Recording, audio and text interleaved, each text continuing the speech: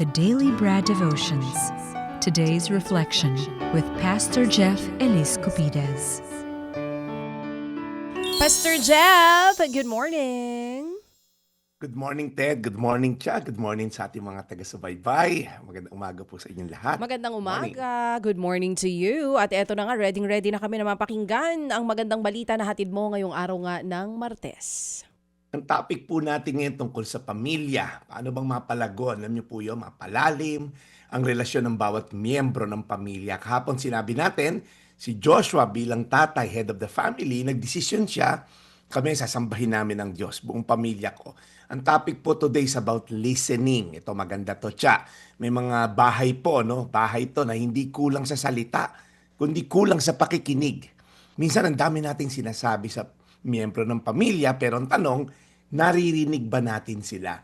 Kasi iba yung hearing sa listening.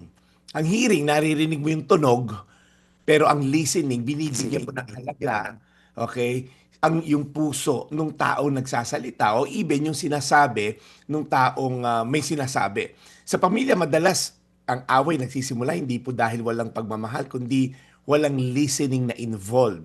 Listening brings understanding. May anak na gusto magpaliwanag pero pinutol agad na magulang. May asawa na gusto mag-open up pero silagot agad ng depensa. May mga magulang mo gusto lang mga musta pero ang dating sa anak, sermon agad.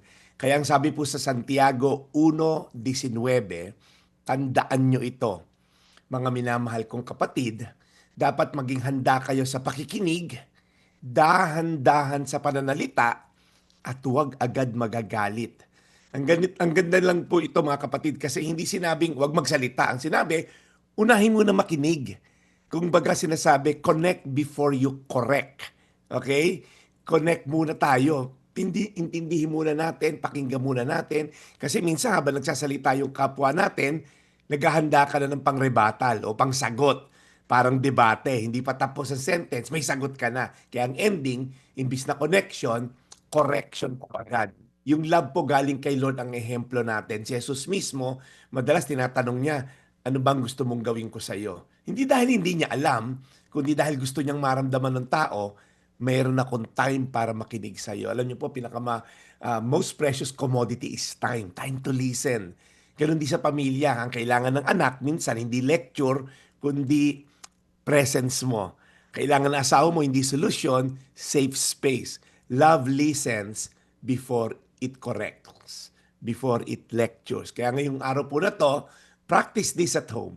Bago sumagot, huminga muna, okay? Bago mag-react, makinig muna. Bago mag-correct, umunawa muna. And tanongin mo yung sarili mo, sino sa pamilya ko ang matagal ko nang naririnig, pero hindi ko talaga napapakinggan? That's a good question po. Santiago 1:19, tandaan nyo ito mga minamahal kong kapatid.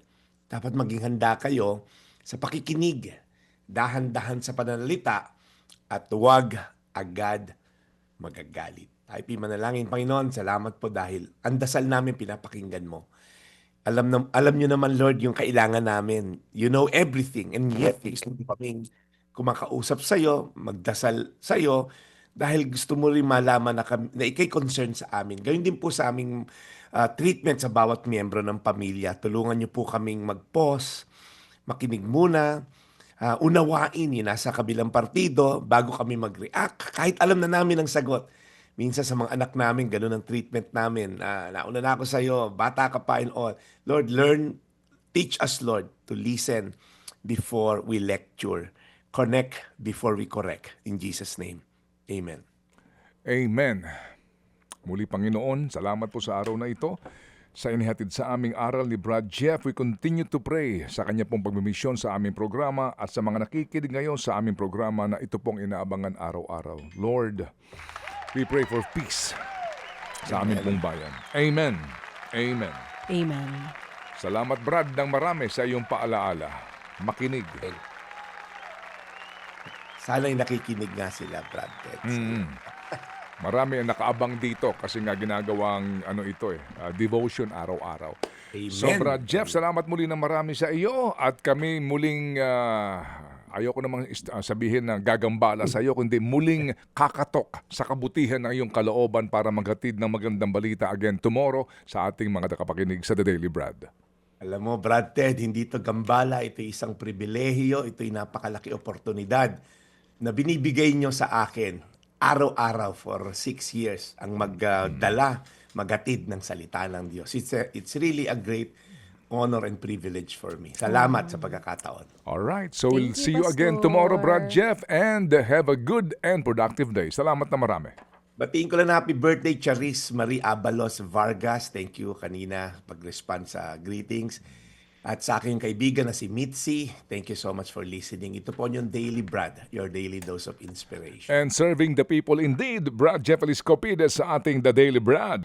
Mga kapatid, patuloy po kayong tumutok sa 105.9 True FM para sa totoong balita, impormasyon, music and entertainment. Mag-subscribe sa aming YouTube channel at podcast at sundan nyo kami sa Facebook, Instagram, X at TikTok sa True Network PH. Bisitahin din po ang aming official website, truefm.ph. At panoorin din kami sa True TV Signal, Channel 19. Kami po ang 105.9 True FM. Laging true sa'yo, kapatid. Dito tayo sa totoo, tunay at tapat.